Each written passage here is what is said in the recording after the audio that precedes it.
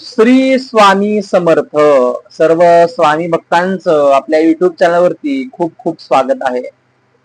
मित्रांनो, मी सौरभ देशमुख गुरुजी तुमच्या सर्वांचं स्वागत करतो. सर्व स्वामी भक्तांसाठी आज मी स्वामींची उपासना आणलेली आहे. स्वामींची आपण सेवा कशी करावी जेणेकरून स्वामींची पूर्ण कृपा आशीर्वाद आपल्याला लाभतो. आपण नेहमी स्वामींचे वेगवेगळे मंत्र म्हणत असतो, तारक मंत्र व इतर मंत्रांचा जाप करत असतो.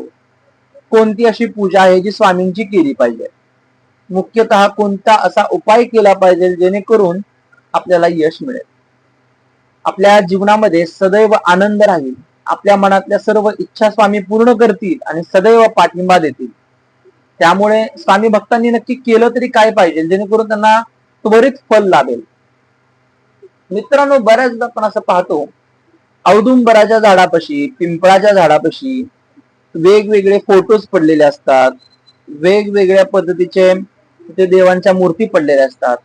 प्रथम आपण तिथे जाऊन त्यांना नमस्कार करणं गरजेचं आहे, कारण की त्या मूर्त्या खंडित आहेत, त्यांची पूजा होत नाही, पण त्यामध्ये दैवीय ऊर्जा आहे.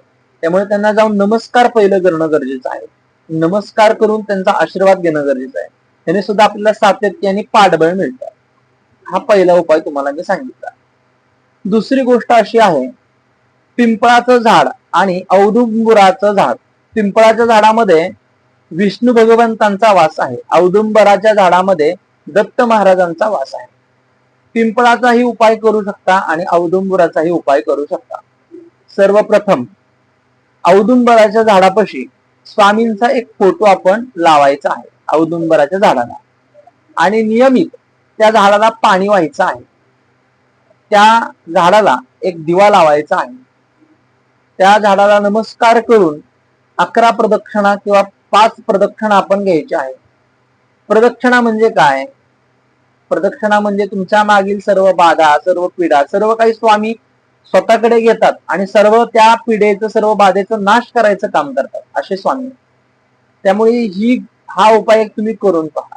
आणि वनस्पती शास्त्र, वनस्पती काय सांगते की वनस्पती तुम्ही बोललेल्या सर्व काही गोष्ट ऐकत असते.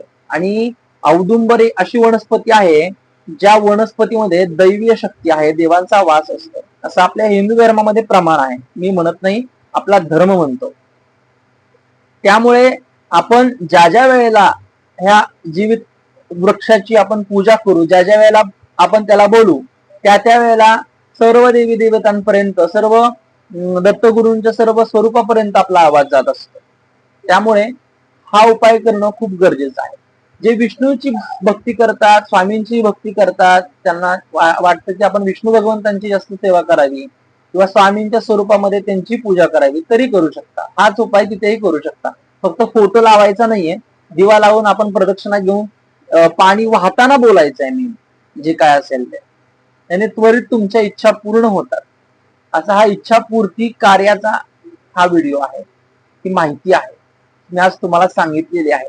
यथाशक्ती मोकळ्या मनाने मी तुम्हाला सर्व काय सांगितलेलं आहे. नेहमी सांगतो, कारण की मी स्वामींचा सेवक आहे, तुम्ही पण स्वामींचे सेवक आहे.